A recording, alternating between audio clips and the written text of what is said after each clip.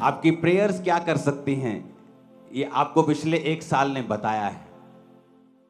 मैं तो आपको बताता ही रहता था कि मेरी लाइफ में सबसे बड़े बदलाव से पहले परमेश्वर ने मेरी प्रार्थना में अगुवाई की है। 6 घंटे, 8 घंटे, 7 घंटे रोज। भजन संहिता 110 उसकी एक आयत, ये प्रभु ने मुझे अभी बताई है, आप स्क्रीन पे इसे निकाल के रखिएगा। अपने पड़ोसी को बोलो, तेरी प्रार्थनाओं ने सब कुछ बदल दिया है। आमीन। भजन संहिता 110 अगर आपके पास है तो उसे निकालेंगे। मेरे प्रभु से यहोवा की वाणी यह है कि तू मेरे दाहिने हाथ बैठ जब तक कि मैं तेरे शत्रुओं को तेरे चरणों की चौकी ना कर दूं। दाऊद कह रहा है प्रभु को, किसको कह रहा है? यीशु मसीह को। और दाहिने हाथ वो क्यों कह रहा है? बैठने के लिए। बाइबल में जब भी दाहिने का बाहिने का जिक्र आता है, नंबर्स का जिक्र आता है, उसके पीछे एक आत्मिक मतलब होता है। तो इसीलिए जब शारीरिक बंदे इस बाइबल की एक्सप्लेन करने की बाइबल को कोशिश करते हैं तो वो फेल हो जाते हैं और दुनिया उनका उपहास करती है, उनका मजाक उड़ाती है, क्योंकि उनको ये नहीं मालूम कि बाइबल वही व्यक्ति उसी तरह से कोट कर सकता है जिसके पास पवित्र आत्मा हो, और पवित्र आत्मा उसी के पास है जिसने पापों से मन फिराया और तौबा की हुई है। दाऊद कहता है मेरे प्रभु यानी यीशु मसीह से यहोवा की वाणी यह है कि मेरे दाहिने हाथ बैठ। इसका मतलब क्या है? इसके 2 मतलब हैं। पहला ये कि वो उस समय की भी बात कर रहा है जब प्रभु यीशु मसीह मृत्यु को लास्ट टाइम पर हराएगा और शैतान का अंत करेगा। वो एक अलग कहानी है, आज उसके बारे में बात नहीं करेंगे। लेकिन अगर आप पवित्र वचन को ध्यान से पढ़ें और जिंदगियों को देखें, चाहे वो दाऊद की हो जिसने ये लिखा है वचन पवित्र आत्मा की प्रेरणा से, तो आपको ये बात समझ आएगी कि जो लोग परमेश्वर के दाहिने हाथ बैठे हैं या खड़े हैं, दाहिना हाथ यीशु मसीह ने कहा जब अंत के दिन में न्याय होगा तो मैं अपने दाहिने हाथ वाले लोगों से कहूंगा जाओ। कहां जाओ? स्वर्ग में जो तुम्हारे लिए तैयार किया गया। बाहिने हाथ वाले लोगों से कहूंगा जाओ नरक में जो तुम्हारे लिए तैयार किया जाए। अब क्या मतलब समझे इसका? मेरे दाहिने हाथ आप लोग बैठे हैं और बाहिने हाथ मेरी बहनें बैठी हैं, तो क्या वो नरक में जाएंगी? नहीं। इसका आत्मिक मतलब यह है कि दाहिने हाथ वाले लोग परमेश्वर उनको कह रहा है जो परमेश्वर के अंग संग चलते हैं, जो परमेश्वर के साथ वफादारी के साथ चलते हैं।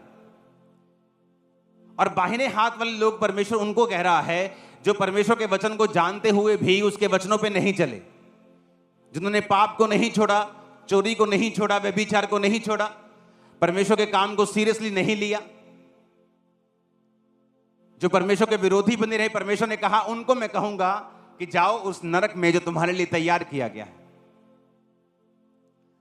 आप एक बात को नोटिस कर लेना, जब भी कोई व्यक्ति परमेश्वर के दाहिने हाथ खड़ा या बैठा होगा, यानी वो व्यक्ति वही कर रहा होगा जो परमेश्वर ने उसको करने के लिए कहा है। वो पवित्रताई में, प्रार्थना में, उपवास में, विश्वास में परमेश्वर के साथ खड़ा है, अपनी प्रार्थना को परमेश्वर के सामने रख रहा है। ये वचन कहता है कि वो तुम्हारे दुश्मनों के तेरे पैरों के नीचे कर देगा। ये वचन कहता है। ये बात हमेशा याद रखना अपनी लाइफ में। जब भी कोई नया दुश्मन उठे तो चिंता मत करना, ये सोच लेना कि अब इसके ऊपर फतह करने की बारी है। That's it. नई विक्ट्री का चैप्टर खुल रहा है। जब पौलुस प्रचार करना शुरू किया तो उसकी सेवकाई से कोई बड़ा मिरेकल नहीं होता था। वो सिर्फ प्रीच करता था। और प्रीच करके बाइबल कहती है सदूकियों और फरीसियों का। कौन थे सदूकी फरीसी? जिन्होंने बड़े बड़े चोले डाले होते थे, दिखने में बड़े धर्मी लगते थे, लेकिन अंदर से परमेश्वर और परमेश्वर के लोगों के विरोधी होते थे। और बाइबल कहती वो उनका मुंह बंद रखता था अपने वचन के साथ। और एक समय आया जब परमेश्वर ने पौलुस की लाइफ से मिरेकल्स को करना शुरू किया। फिर एक समय आया कि मिरेकल्स के बाद मुर्दों को जिंदा करना शुरू किया। और बाइबल कहती धर्मी की ज्योति दोपहर तक जिस तरह सूर्य बढ़ता रहता है बढ़ती ही जाएगी, उसी तरह से पौलुस की सेवकाई अगर आप देखें तो जिस पौलुस ने एक छोटे से एरिया से शुरू किया था, वचन कहता है कि पूरे यूरोप में उसने इतना प्रचार किया कि उसने अपने वचन में लिखा है कि अब मेरे प्रचार करने की जगह तक नहीं बची, क्योंकि सब लोगों ने सुसमाचार सुन लिया है। हालेलुया। शुरुआत कहां से की? एक छोटी शुरुआत।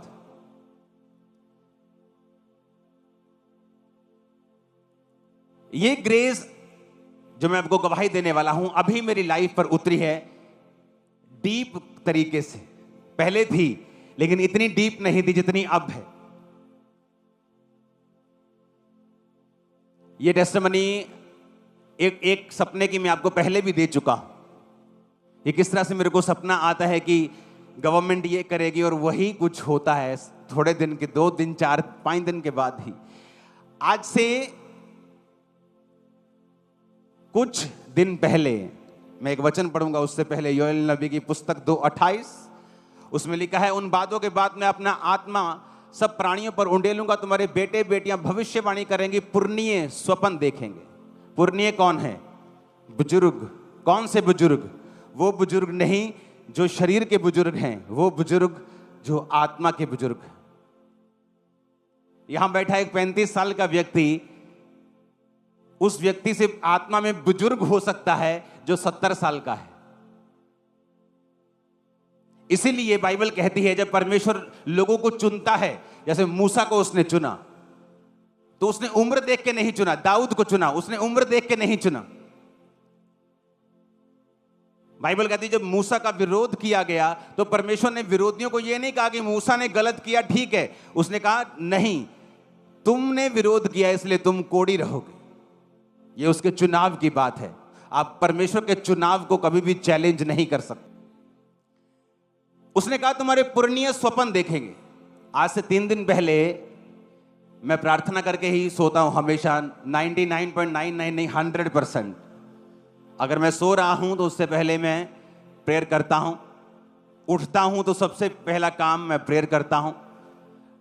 तो मेरी ये रूटीन है। ये कोई ऐसा नहीं है कि मुझे जबरदस्ती जोर लगाना पड़ता है या बहुत ज़्यादा मुझे कंट्रोल रखना पड़ता है या बहुत मेरा एफर्ट लगता है। ये खाना खाने की तरह मेरे जैसे सुबह उठ के लोग खाना खाते हैं ना, तो मेरे लिए ये बिल्कुल नॉर्मल रूटीन है। तो मैं प्रार्थना करके जैसे ही सोता हूं तो मुझे एक सपना आता है।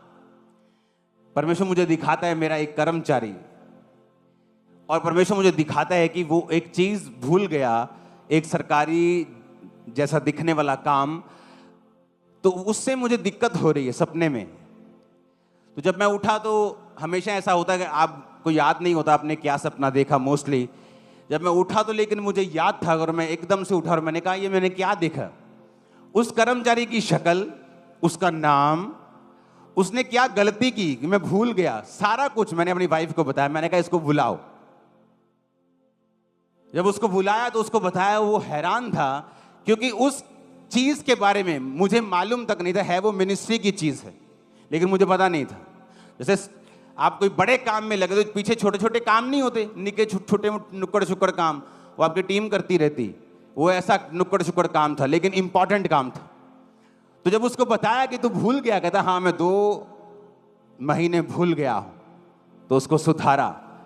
और सारे लोग हैरान थे कि ये कैसे हो सकता है कि सपने में परमेश्वर मुझ पे वो चीजें जाहिर कर रहा है जो तुम गलती बाहर कर रहे हो।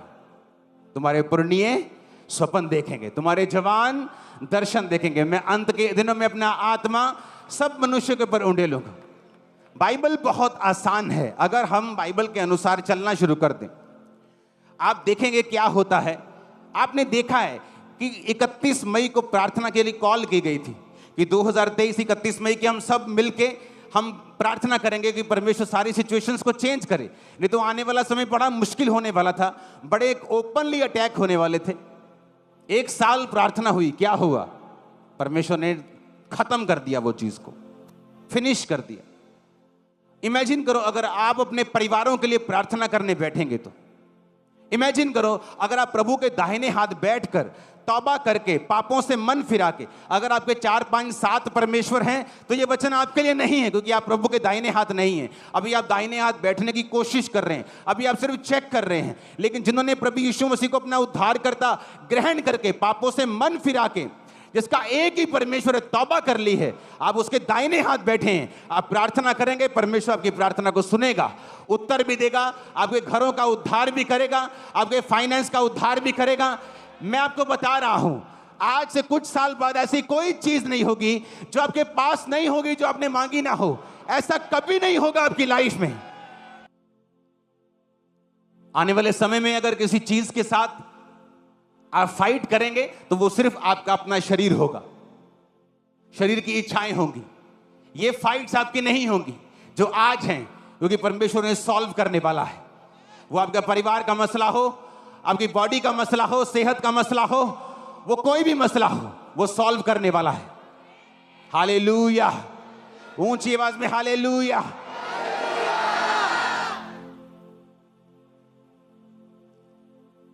उसने कहा मेरे दाहिने हाथ बैठ। तो हमेशा इस बात को याद रखा करो कि जब दुश्मन कुछ कहे तो प्रार्थना करना, उस दिन फास्टिंग में चले जाना, बिना डरे और घबराए, और थैंक्स करना कि एक और जीत आपकी प्रोफाइल में जुड़ने वाली है। नथिंग, उसके अलावा और कुछ नहीं मिलेगा। शैतान को शर्मिंदगी, इंसल्ट के अलावा और कुछ परमेश्वर देने वाला नहीं है, क्योंकि यह काम किसी इंसान का नहीं, यह काम परमेश्वर का है। उसने कहा संग्राम तेरा नहीं, संग्राम यहोवा का है। जब आप नशों के खिलाफ लड़ेंगे, शैतान के खिलाफ लड़ेंगे, डाइवोर्स के खिलाफ लड़ेंगे, पाप के खिलाफ लड़ेंगे, तो शैतान ऐसा नहीं कि आपको छोड़ने वाला है। वो पूरी कोशिश करेगा, लेकिन हर बार शर्मिंदगी उठाएगा, हर बार इंसल्ट उठाएगा, हर बार मुंह की खाएगा, नीची खाएगा और भाग जाएगा। Hallelujah, hallelujah. क्योंकि परमेश्वर ने हमें खास हिदायत दी है कि तुम्हारा लहू और मांस से कोई भी युद्ध नहीं है। अगर लहू और मांस से होता तो हम लड़ते, लहू और मांस से नहीं। एक बार पास्टर बेनी हिन की किसी ने बुराई की, वो भी एक अच्छा पास्टर था, बुराई कर दी जोश जोश में। लोगों को कई बार अपने आप को ज्यादा धर्मी समझ लेते लोग और दूसरों को पापी समझ लेते हैं। ये बड़ी प्रॉब्लम है। इस स्पिरिट का इलाज नहीं है। दुष्ट आत्मा तुम निकाल सकते हो किसी के अंदर से, लेकिन जब कोई रिलीजियस स्पिरिट के साथ इफेक्टेड हो जाए, ऐसी स्पिरिट जो अपने आप को धर्मी समझती है, दूसरों को पापी समझती है, इस आत्मा का कोई भी इलाज नहीं है। इसका इलाज सिर्फ परमेश्वर करता है बीमारियों के साथ। तो उस पास्टर ने बुराई कर दी,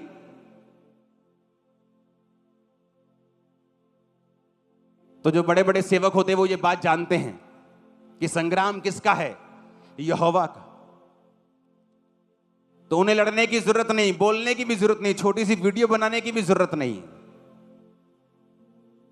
क्योंकि ऐसे लोग आपको आने वाले समय में प्रार्थनाओं के लिए इंटरनेट पे आते हुए दिखेंगे कि हमारे लिए प्रार्थना कीजिए, हम बड़ी मुसीबत में।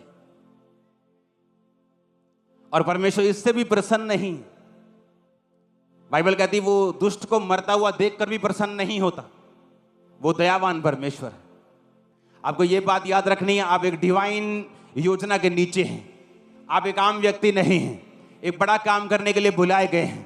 लड़ाई आपकी नहीं है, दाहिने हाथ आपको रहना है। परमेश्वर पाँव की चौकी कर देगा शैतान को, नशे को और बीमारियों को और सब दुश्मनों को। आमीन। ऊंचा चाहिए चर्च, हालेलुया, ऊंची आवाज में हालेलुया। वो आपसे बात करेगा, सपनों में आपसे बात करेगा। आज से कुछ साल पहले मेरी टीम जानती है, जो मेरे साथ हमेशा प्रार्थना करती थी, और मैं बैठा हुआ प्रार्थना कर रहा था और मैंने एक बड़ा अजीब दर्शन देखा। वो आज तक ऐसा दर्शन मैंने कभी नहीं देखा। सपने देखे हैं, लेकिन आज तक वैसे दर्शन वाली फील मुझे अब तक नहीं आई। 10 साल हो गए। 2014 से पहले मैंने एक विजन देखा और मैंने टीम को बताया कि एक बहुत बड़ा एक घर है, उसका रंग मैं नहीं बताना चाहता हूं अभी। तो ये खास कलर का रंग है और ये इतना बड़ा घर है और उसके बाहर बहुत भीड़ है और बहुत ज्यादा भीड़ है और लोग उसकी तरफ, उस घर की तरफ, सब लोग उस घर की तरफ चल पड़े हैं। और उसके बाद वो लोग क्रिश्चियन लोगों के पीछे आ रहे हैं और उन पर हमला कर रहे हैं, लेकिन किसी को मैंने नुकसान उठाते हुए नहीं देखा, किसी क्रिश्चियन को। उसके बाद परमेश्वर ने कुछ दिन पहले मुझे विजन दिखाया कि उस बिल्डिंग की जो छतें हैं, जो लेंटर है, वो आग में जल रहा है, लेकिन बिल्डिंग अभी भी खड़ी है। लेकिन परमेश्वर ने दिखाया बिल्डिंग खड़ी नहीं रहेगी, वो जल्दी गिरने वाली है। तो जो आत्मिक बंदा होगा वो इस बात को समझेगा मैं क्या कह रहा हूं। परमेश्वर आपको दर्शन, विजन्स, आपको प्रोफेटिकली आपसे बात करता है, चाहे आप विश्वासी क्यों ना हो। अगर आप अपने टीवी को बंद कर दें, अपने टीवी से डिस्कनेक्ट हो जाएं, अपने शरीर को थोड़ा काबू में रखें, प्रार्थना करें सोने से पहले, वो आपकी जिंदगी के विषय में आपसे बात करेगा। आप देखना, जो आपकी कॉलिंग है उसके विषय में आपसे बात करेगा। मैं आपको बता नहीं सकता वो मार्वलस काम जो मैं अपनी लाइफ में होता हुआ देख रहा हूं परमेश्वर की आत्मा के द्वारा। और ऐसे ही मार्वलस काम जो बिल्कुल ही डिफरेंट रीति के हैं, वो मेरी वाइफ की लाइफ से परमेश्वर का आत्मा करवा रहा है। दोनों काम जबरदस्त हैं, दोनों काम मार्वलस हैं। क्यों? क्योंकि एक लाइफ रूटीन है। मेरी फैमिली को मालूम है कि आज अगर शनिवार है तो मैं अपने घर से नहीं आया हूं, मैं प्रेयर माउंटेन से आया हूं। तो उनको मालूम है कि हमारा प्रार्थना करने का एक समय है, परमेश्वर के पास बैठे रहने का एक टाइम है, ताकि जो लोग आ रहे हैं उनके हृदयों में ये चीज चली जाए कि मुझे प्रभु के साथ सही रहना है। परमेश्वर आपसे बात करेगा। आज से आपकी स्पिरिचुअल आईज ओपन हो रही है, कान ओपन हो रहे हैं, आपको विजन्स आएंगे, आपको दर्शन आएंगे और स्वप्न आएंगे। यीशु मसीह के नाम में आमीन। ऊंचा चाहिए चर्च, हालेलुया। ऊंची आवाज में हालेलुया बोलो जरा।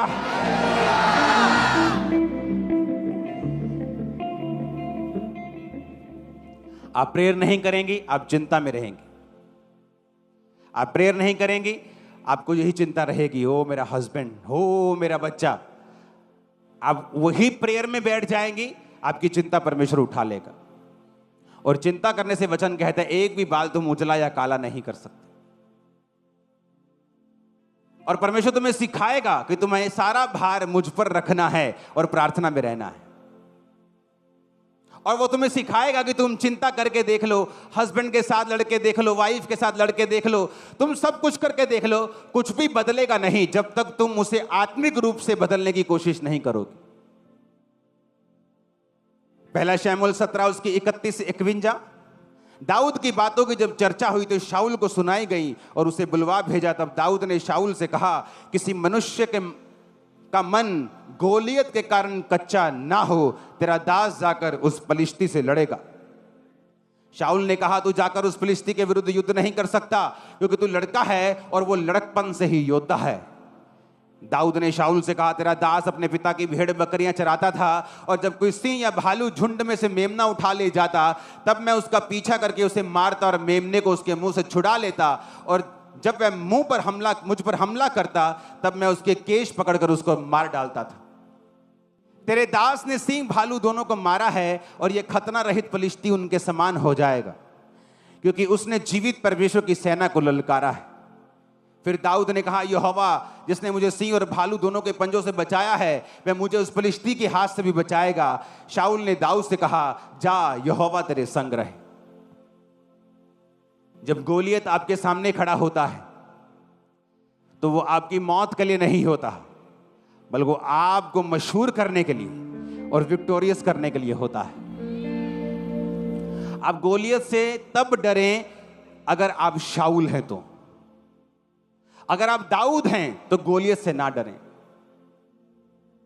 शाऊल जिसको यह परवाह नहीं थी कि परमेश्वर मेरे बारे में क्या सोचता है, जब शमूएल ने कहा यहोवा ने राज छीन लिया, तो कहता नीचे चल, लोग क्या कहेंगे। जब दाऊद ने पाप किया, नतान नबी ने कहा तूने पाप किया है, उसने कहा यहोवा मुझे माफ करे लेकिन मुझे दूर ना करे, तो उसका पाप माफ हुआ। दाऊद वो था जो प्रभु के नजदीक रहता था, प्रभु के दाहिने हाथ रहता था, और डिक्लेरेशंस, मुंह से क्या बोलना है। राजा कहता वो लड़कपन से जब छोटा था तब से योद्धा है, और तू तो अभी लड़का है, जब तू लड़का है ना, जब वो लड़का था वो तब से योद्धा है, और अभी तू बच्चा है। उसने कहा तेरे दास ने सिंह और भालू दोनों को मारा है। उसने ये नहीं कहा चलो वेख लेने लड़के, नहीं तो कुर्बानी सही, शीती सही। उसने ऐसा नहीं कहा, क्योंकि तुम्हारे मुंह से जो निकलेगा वैसा होगा। परमेश्वर हमारे लिए मर चुका है, अब हमें मरने की जरूरत नहीं, हमें जीने की जरूरत और प्रीच करने की जरूरत। मैं ना मरूंगा वरन जीवित रहूंगा और यहोवा के कामों का वर्णन करता रहूंगा, और तुम बिना मरोगे वरन जीवित रहोगे और यहोवा के कामों का वर्णन करते रहो। आमीन। खड़कने वाला चाहिए शैतान के कानों में। हालेलुया। तो ये डिपेंड करता है कि हथियार तो तुम्हारे पास हैं आत्मिक, लेकिन क्या तुम उन्हें इस्तेमाल कर सकते हो कि नहीं। दाऊद ने इस्तेमाल किया, कहता जिस परमेश्वर ने सिंह और भालू के मुंह से मुझे छुड़ाया, वही परमेश्वर इस खतरनाक फलिश्ती को मेरे हाथ में कर देगा। डिक्लेरेशन, घोषणा। तुम्हारी घोषणा क्या है? ओ बड़ा मंदा है जी काम च मरे पे, ये तुम्हारी घोषणा है। बहुत दुखी है जी, इकोनॉमी बड़ी खराब है देश दी, ये तुम्हारी घोषणा है।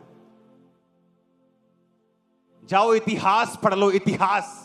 एक वाक्य दिखा दो 6000 7000 साल में जहां अकाल पड़ा हो और यहोवा को मानने वाला मर गया हो, वो 100 गुना बढ़ते हुए आपको दिखेंगे।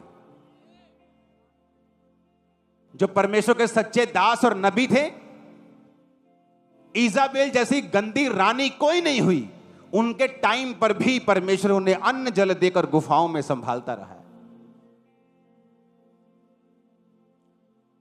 अहाब जैसा मूर्ख राजा इजराइल में कभी नहीं हुआ। एक तो खुद महामूर्ख, एक पत्नी वैसी, और बाइबल कहती तब भी परमेश्वर के लोगों को नुकसान नहीं कर पाया। तुम्हारी घोषणा क्या है? क्या तुम गोलियत के साइज को देखकर फिर घोषणा कर रहे हो, नहीं नहीं जी इन्होंने तो लड़ नहीं सकते असी? शेम आनी, शर्म आनी चाहिए तुम लोगों को। हम यहोवा के लोग हैं। कहता यहोवा की ओर देखने वाली नजरें कभी काली शर्मिंदा नहीं होती। वो दूतों को भेज देगा। बाइबल कहती फिरौन जब आ रहा था तो वचन कहता है कि परमेश्वर ने बादल के बीच से होकर खड़क कर उनको डरा दिया, टांगे कांपने लगी थी उनकी। तुम उस परमेश्वर की संतान हो। मैं प्रार्थना कर रहा था, परमेश्वर ये धरती तूने बनाई, ये मिट्टी तेरी है, ये आसमान तेरा है, ये लोग तेरे हैं। जो लोग विरोध कर रहे हैं ये मिट्टी से बने हुए भी तेरे हैं। घबराहट डाल इनमें, और टांगे कांप रही थी लोगों। परमेश्वर महान है, वो खतरनाक है। वो जब गेम घुमाता है ना तो बड़ों बड़ों की गेम घूम जाती है। दाऊद कहता मैं नहीं, और बाइबल कहती जब वो गोलियत के सामने आया तो गोलियत हंसा, कहता मैं कुत्ता हूं कोई, तू सोटी लेके मेरे को आ गया ओए। इतना बड़ा लंबा चौड़ा 50 किलो की उसकी ढाल थी जो बंदा लेके साथ चलता था, कल्ली ढाल ही फड़ता सी। और जब उसने दाऊद देखा छोटा सा, मुंह लाल, उसने कहा क्या मैं कुत्ता हूं बच्चे, लाठी लेके आ गया मुझे मारने? उसने कहा तू तलवार लेके मेरे सामने आता है, लेकिन मैं तलवारों से नहीं यहोवा के नाम में तेरे सामने आता हूं, और तेरी तलवार से तेरा ही सिर काट के आमीन ऊंचा चाहिए चर्च।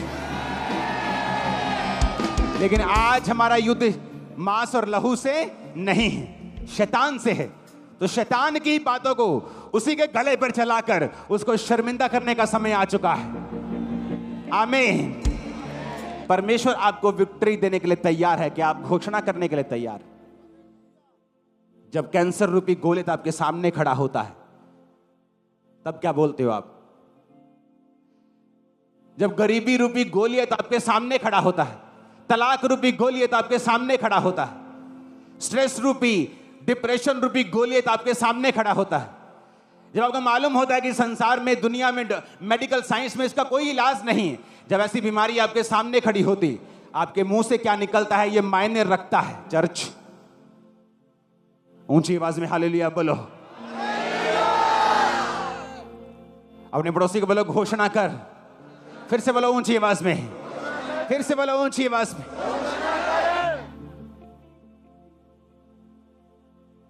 अगर तुम दाहिने हाथ बैठे हो, खुदावंद के साथ अड़े और खड़े हो, सिर्फ तुम अपने मुंह से घोषणाएं करनी है। परमेश्वर डरा देगा, मैं बता रहा हूं शैतान को, बीमारी को गिरा देगा, तुम्हारी घुटनों पे ला देगा उसको। करके देखो ऐसा, और साथ में प्रार्थना करते रहो, साथ में घोषणा करते रहो। गोलियत को मारने के लिए आर्मी की जरूरत नहीं पड़ी, एक पत्थर उसके माथे पे लगा और मर गया। वो पत्थर क्या था? बाइबल कहती है हमारा रॉक यीशु मसीह।